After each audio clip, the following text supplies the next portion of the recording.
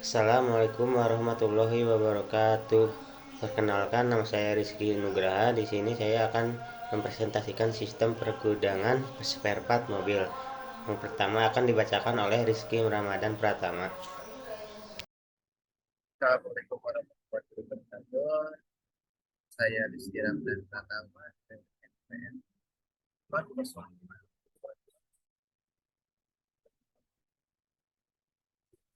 Saya akan presentasikan gas dari mata kuliah rekayasa perangkat lunak.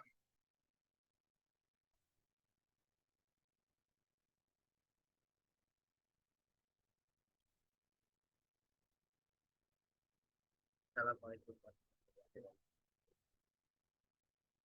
Dan pertama, saya sendiri akan mempresentasikan tugas dari mata kuliah rekayasa perangkat lunak untuk pengembangan sistem gas. Dan di sini saya mengambil judul sistem pergudangan spare part mobil.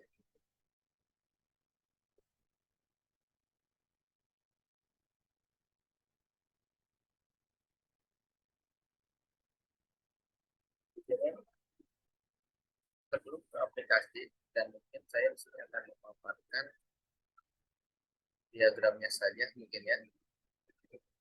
Karena dan keterangan detail akan disampaikan oleh akan ini saya akan mengawali dengan diagram konteksnya dulu ya. Di sini untuk sebuah aplikasi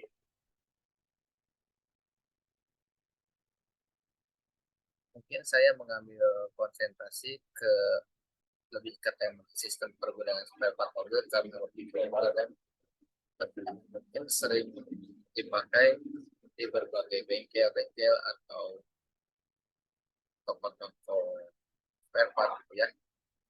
Dan di sini di slide pertama ada diagram konteks sistem perjalanan spare part mobil, di antaranya ada dua nih guys. Pasti setiap perusahaan, setiap sistem atau setiap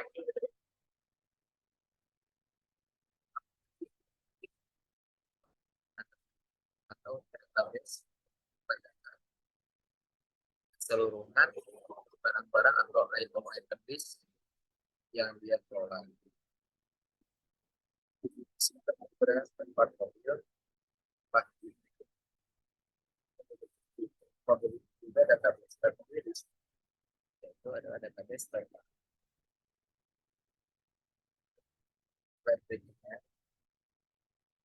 Ini ada alur diagram data gitu kan, atau di sini kita menggunakan diagram BFD, sistem pergudangan spare part. Di sini ada alur, pasti bila mana kita ingin membeli spare part atau kita ingin, apa namanya, ingin membeli barang kebutuhan kita di suatu tempat atau di salah satu toko, pasti ada alurnya, ada caranya.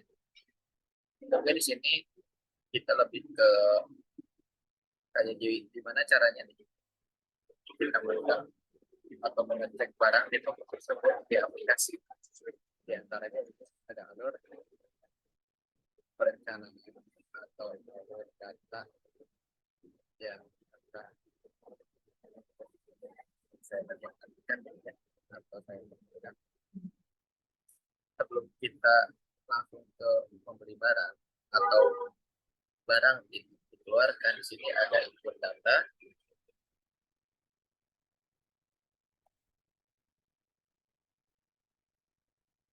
data di sini adalah kita menginputkan atau mengajukan barang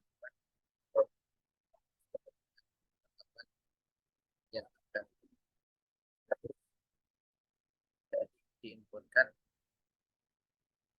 di pertama atau ada yang namanya bukan untuk mencari barang tersebut atau barang yang kita inginkan. Lanjut di situ ada proses penerimaan barang, di mana di situ ada berbagai jenis pilihan barang yang akan kita pilih.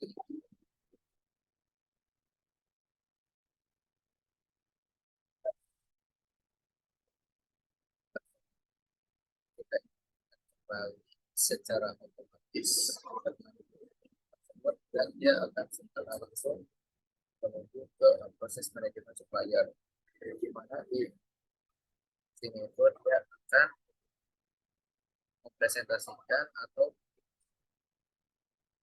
memberi data yang kita pilih ke sistem aplikasi yang ada di toko spare part tersebut. Dia akan mencari, lanjut ke proses pencarian spare part. Nah, di sini dia akan mencari barang-barang yang kita pilih itu ada apa tidak tersedia atau stok masih ada atau stok habis. Ya,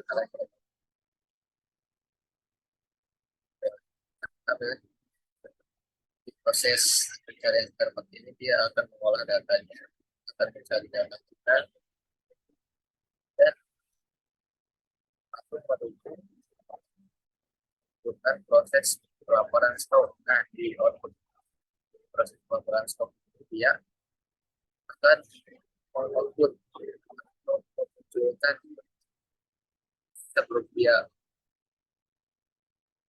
mengeluarkan barang, dia akan menunjukkan laporan atau seperti reminder dan tidak bahwa stok kita itu ready atau tidak ready. Di sekitar prosesnya, dan hal selanjutnya adalah bila di proses laporan stok tersebut oleh kita mengiyakan bahwa barang yang kita pilih itu ada, maka hasil akhir dia akan mengeluarkan outputan data, di antaranya barang yang kita tersedia. Lanjut ke slide berikutnya. Di sini ada diagram PR. Diagram entitas hubungan PR sistem pergudangan spare part. Di sini ada diagram PNTR-nya.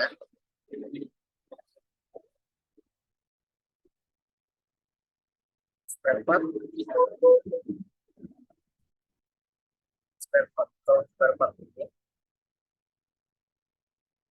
ada di antaranya ID spare part, nama spare part, deskripsi, dan stok spare part. Di sini dia akan menunjukkan spare part atau nama barang yang kita butuhkan itu biasanya menjadi primary key gitu kan.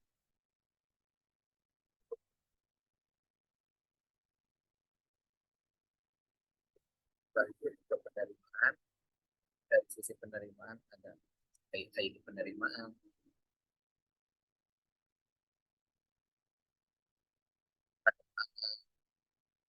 ada ID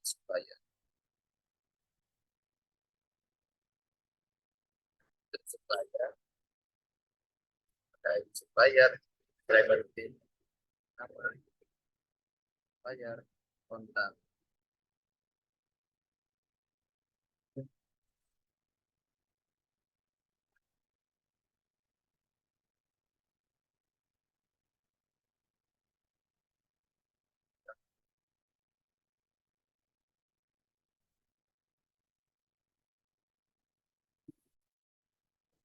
Dari saya ya, dan untuk slide selanjutnya akan dilanjut lebih dekat oleh rekan saya Rizky Nugraha ya, akan melanjut untuk menjelaskan lebih detailnya fungsi-fungsi dari diagram-diagram tersebut dan pengertiannya. Terima kasih atas kesempatan. Bila topik ya. Terima kasih atas kesempatan waktu yang diberikan. Mohon maaf bila banyak atau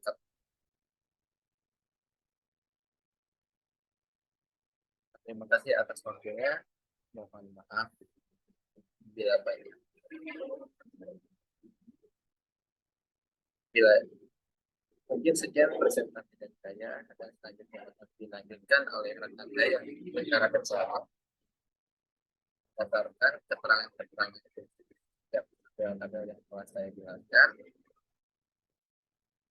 Pada itu, ya, ada yang kurang menyenangkan.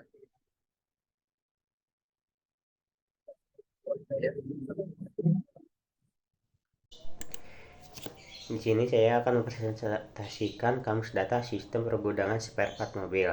Yang pertama ada spare part. Spare part terdiri dari 4 macam, yaitu ada ID IPK.